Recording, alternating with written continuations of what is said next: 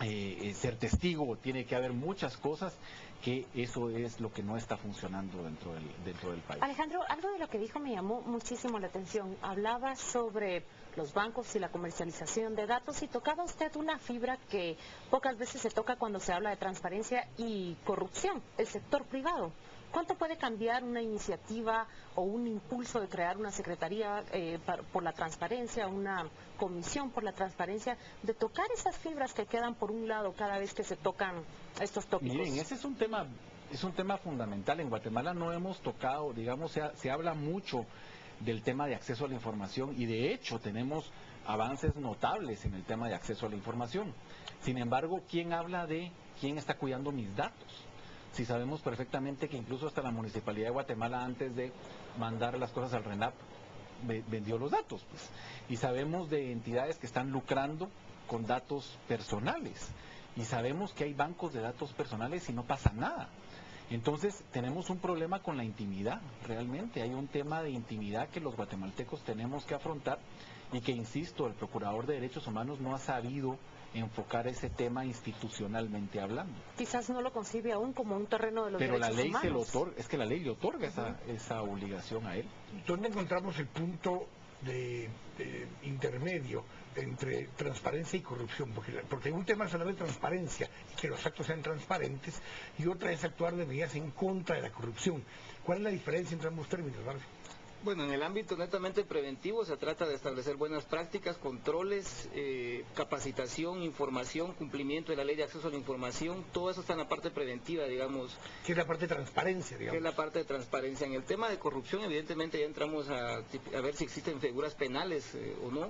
Ver la calidad de los entes de investigación. Yo siempre he dicho que acá lo que hace falta, por ejemplo, hoy salió un tema de 40 y tantas ONGs, 41 ONGs que están sancionadas, denunciadas en el MP, y uno lo que se pregunta es cuál es la coordinación en el ámbito puramente de lucha contra la corrupción que está haciendo la Intendencia de Verificación Especial de la Superintendencia de Bancos, la Contraloría, la SAT y la Fiscalía contra la Corrupción del Ministerio Público. Esas 4 entidades que son claves en el tema de lucha contra la corrupción, que ya es un ámbito plenamente sancionatorio, y que también era lo que mencionaba Alejandro, que tampoco podemos tipificar en exceso las conductas, porque hay que irse también con la parte preventiva. Es un doble juego, diría. No podemos caer todo en el tema preventivo, pero tampoco todo en el ámbito sancionatorio.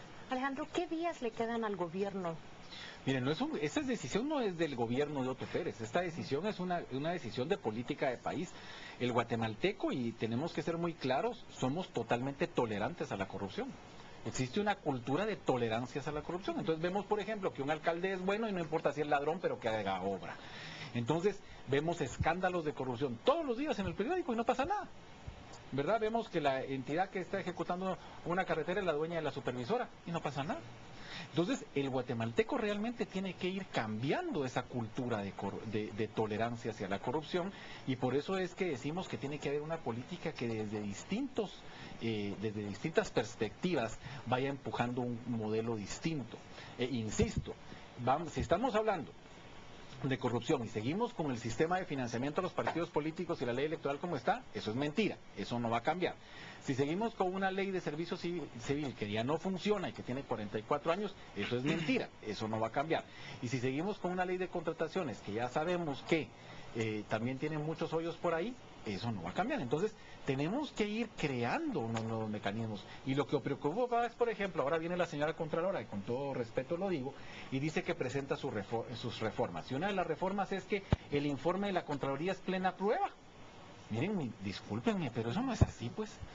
Que la Contraloría diga unas cosas y ahí en la Contraloría, ahí administrativamente, eso es un relajo, ¿verdad? Cualquier persona y cualquier abogado que haya tenido un cliente que haya tenido un problema en la Contraloría sabe que hay ausencia de procedimientos, que nadie conoce qué ocurre, que a veces se pagan las multas a la entidad y a veces se pagan las multas al Estado, que hay una dispersión total de autoridad, que no hay criterios uniformes, etcétera, etcétera. Entonces a mí me preocupa mucho también darle tanto poder a la Contraloría cuando sabemos que institucionalmente esa cosa no ha funcionado.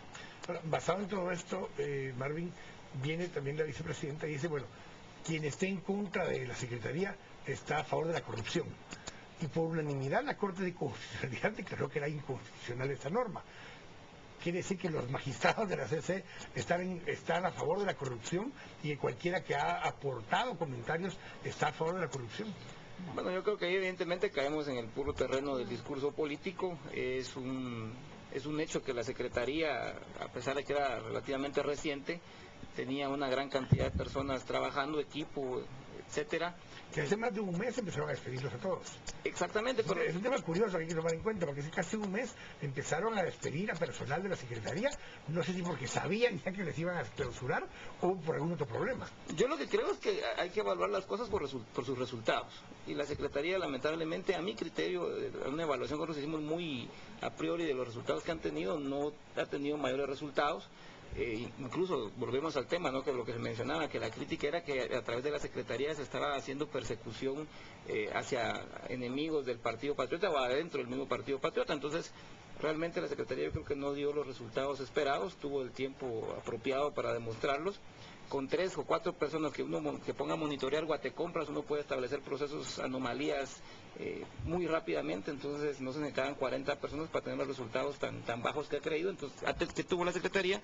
Entonces yo realmente creo que lo que dijo la vicepresidenta evidentemente es más un discurso político que un tema real, evidentemente. Un tema serio, pero es lo que... Muy delicado, claro, acusar a la Corte, y además que es una sentencia, miren, no se necesita ser abogado para entenderla, realmente esa sentencia está muy clara. Entonces, ¿qué sucede? Está muy clara, pues. Pero porque quizás la pregunta esencial sea, ¿por qué resulta que en esos niveles se cometen errores garrafales de ese tamaño?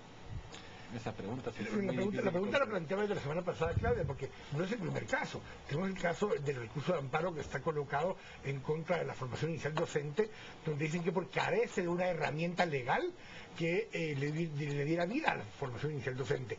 ¿Y qué es lo que se dice? Bueno, solo con emitir un acuerdo gubernativo que haría sin materia el recurso, por ejemplo. Pero esos son problemas de procedimientos administrativos legales de la Secretaría General de la Presidencia, por ejemplo.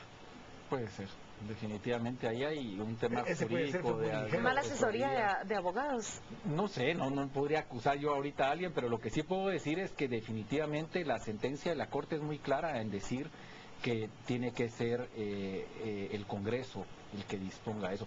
Y fíjense que a mí me preocupa el argumento de una de las partes, y si no estoy mal, por la vicepresidencia, y ahí está en la sentencia, cuando dice que la Constitución puede que diga que sea ley, pero puede ser ley inferior, dice. Ese era un argumento que está ahí, está transcrito en las argumentaciones. Hay que tener mucho cuidado con eso, ¿verdad?